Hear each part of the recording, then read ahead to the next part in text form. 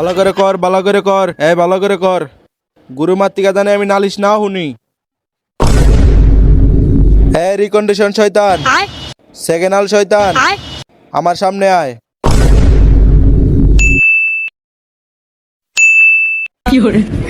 Second হাল শয়তান, তুই রোজাদার উইমানেওয়ালা ব্যক্তিদেরকে ধোঁকা দিবি।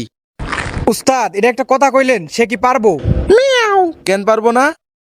সে কি পারবো রোজাদার ইমানিওয়ালা ব্যক্তিদেরকে ধোঁকা দিতে? সে তো সেকেন্ড হ্যান্ড শয়তান। তাছাড়া রোজাদার ইমানিওয়ালা ব্যক্তিদেরকে ধোঁকা দিতে এলেম লাগে। তোর কি ওই জ্ঞান আছে? আমি সারা জীবন আসছিলাম কোন জায়গায়? মাদ্রাসার বাথরুমে আর মসজিদের টয়লেটে, এজন্য আমার এলেম বেশি। তোর কি এই পারফরমেন্স আছে? আবার কি কয় পারফরম্যান্স? আমি তো সেই দিনই এক ব্যক্তির অজু ভাঙ্গা দিলাম। তা কেমনে? ওই ব্যক্তি অজু করতে গেছিল, তার ঘেসে দিছে চাপ। আমি তার কলবে ঢুকে বললাম দে সাইরা, ওই কি করলো? দিল জুড়ে সাইরা। তাতে সমস্যা কি? সে তো আবার উজু করবে। এরপর অজু ভাঙ্গার পরে তার নামাজও ভাঙ্গা দিছি। তা কেমনে? সে যখন নামাজ আবার খারাইছে, তার ঘেসে আবার চাপ দিছে।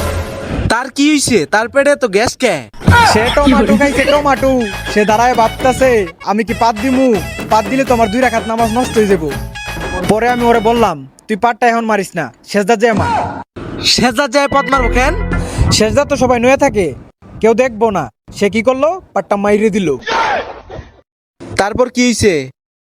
পেটের মধ্যে টমেটোর যে আটিগুলো আসছিল, সে পাত দেওয়ার সাথে সাথে সিটটা গিয়া আরেকবার নামাজ পড়তে তার উপরে গিয়ে পড়ছে, তারও নামাজ ভাঙ গেছে।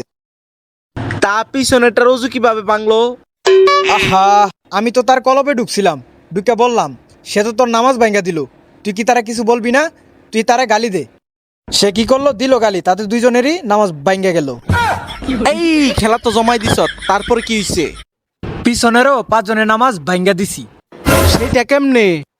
তারপর আমি পিছনের ওই 5 জনে বললাম কি রে, ওরা তো একজন আরেকজনের গালাগালি করলো, তোরা একটু হাইসা দে। ওরা কি করলো? দিল হাইসা। এই খেলা তো জমাই। আসসালামু আলাইকুম। তো আমাদের ভিডিওর পরের পার্ট দেখতে চাইলে কমেন্ট করবেন, আর যদি নতুন হয়ে থাকেন তাহলে সাবস্ক্রাইব করবেন। আল্লাহ হাফেজ, আবার দেখা হবে।